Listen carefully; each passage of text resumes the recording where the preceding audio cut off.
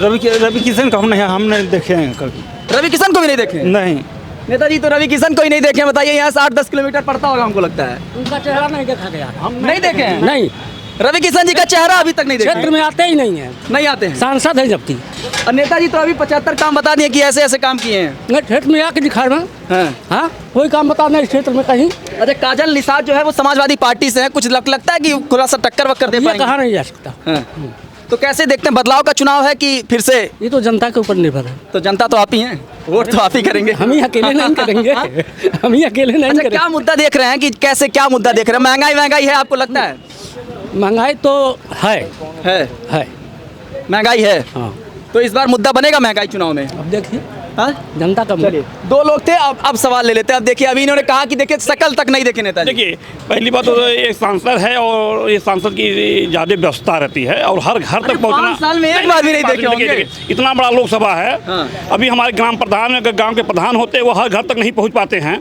हैं? और इसी चौराहे पे कार्यक्रम रवि किशन जी का हुआ था।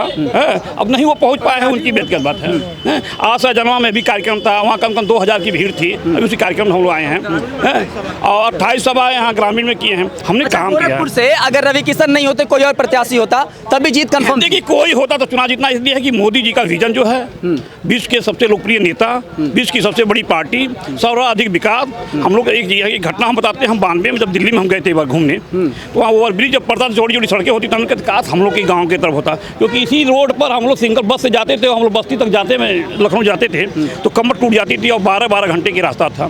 आज ये 4 लेन मेरे गाँव के बगल से 4 लेन 6 लेन स्प्रेवे, तमाम सड़क इजाद, विकास होता क्या है? अच्छी बिजली की व्यवस्था हो 20 घंटे, सड़क की अच्छी व्यवस्था हो, शिक्षा की व्यवस्था हो, स्वास्थ्य की व्यवस्था हो। 5 लाख के आयुष्मान भारत सभी गरीबों के लिए हो रहा है। इससे बड़ा क्या हो सकता है? अब क्या करना है?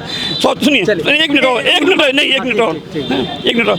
हमारी सरकार ने सभी घरों में शौचालय दिया, उज्ज्वला गैस में कनेक्शन दिया, आवास दिया, 5 किलो अनाज हर गरीब। उज्ज्वला गैस में जो गैस दिया गया है वो अभी जब गरीबों के घर पे जाके देखेंगे तो वो गैस जो वैसे पड़ा हुआ है, क्योंकि 1200 रुपया उनके पास नहीं है कि भरवा लेंगे। एक मिनट, एक चीज ज़्यादा हम लोग जमीन पे अभी यहाँ पे आए और ऐसे बस ऐसे देख माहौल की किस तरीके से अभी देखिए, हम लोग जमीन पे जाके देखें कि उज्ज्वला ये बात केवल कहने की बात है, एक ड्रामा बनाने की बात है।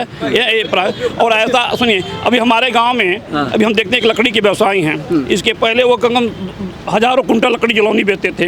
कहना अगर मरनी जियनी न पड़े हैं तो हमारी 1 कुंटल लकड़ी नहीं बिकती है, ये नहीं बिक रहा। इसके मतलब है कि हमारी जितने भी लोग हैं, माँ बहन हैं, वो सुखी हैं। हम बता रहे कोरोना काल में हम 5 किलो का हम खिचड़ी बनवाए, पूरे गांव में चिल्लाते रहे कि कोई खाने वाला नहीं मिला, कोई भुखमरी में नहीं था।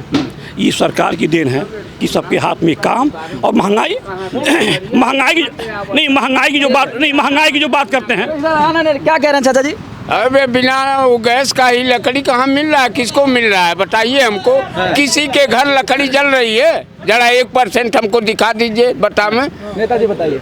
लकड़ी और कोई जवाब देना चाहे तो दे। देखिए, लकड़ी तो पहली बार इतनी उपलब्ध है, जैसे उपलब्ध मतलब ये है कि अगर दाह संस्कार की जरूरत पर ही लकड़ी का उपयोग हो रहा है, कहीं हो नहीं रहा है। सिंपल सी बात बता रहे हैं। ILO की एक रिपोर्ट आई है, ऐसी संस्था जो देश में बेरोजगारी कितनी है इसके ऊपर रिपोर्ट पेश करती है। उसकी आई है कि देश में जो युवा है वो 83% बेरोजगार हैं और ये 2000 में जब आंकड़ा निकला था तो तकरीबन 32% था।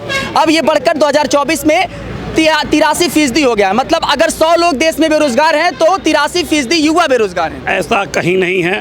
बेरोजगार मतलब केवल नौकरी नहीं होती है, व्यवसाय भी होता है।